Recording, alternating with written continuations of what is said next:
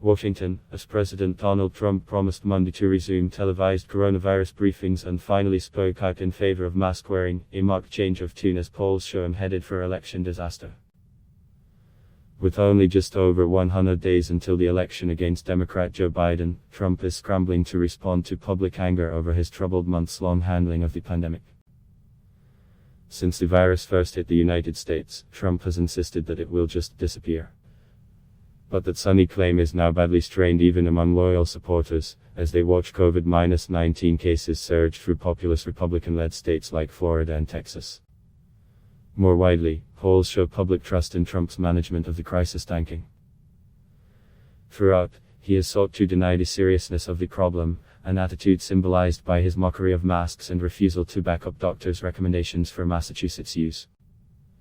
Trump went some way to addressing that Monday with a tweeted picture of himself in a black mask with the presidential seal and a call for patriotism. Many people say that it is patriotic to wear a face mask when you can't socially distance, Trump wrote. There is nobody more patriotic than me, your favorite president. However, his tweet stopped well short of endorsing calls from some for a nationwide mandate to wear masks in public.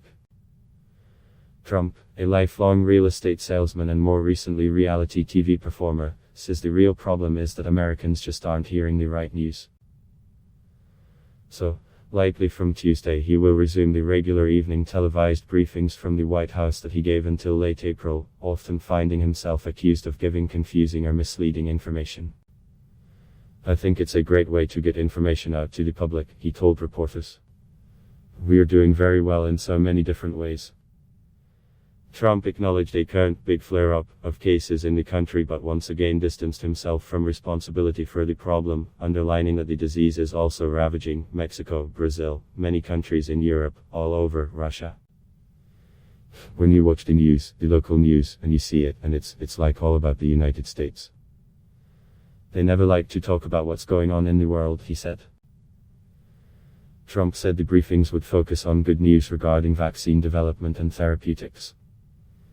We think we are doing very well in that regard, he said.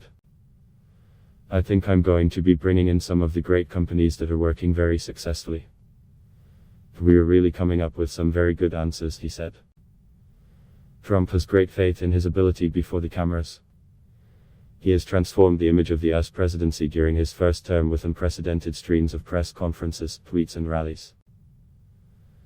But his previous spell as the nation's pandemic spokesman-in-chief ended badly in late April.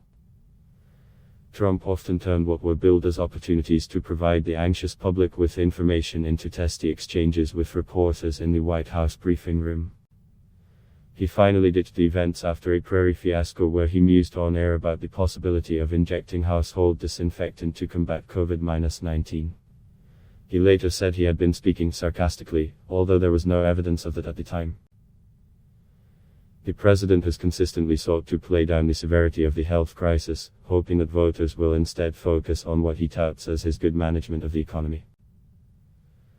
In an interview with Fox News Sunday, he once again claimed that the virus, which has killed more than Americans and caused massive economic disruption, would somehow go away by itself. I'll be right eventually, he said. But with the virus on the rebound, he finds himself accused of failing to lead. Biden has opened a double-digit lead in election polls, and an ABS/Washington Post poll released Friday showed nearly two-thirds of Americans mistrust Trump on the coronavirus. Trump, nevertheless, appears to be looking forward to his chance to get back to the briefing room podium.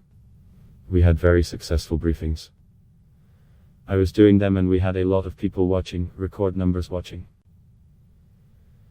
In the history of cable television, there's never been anything like it, he said.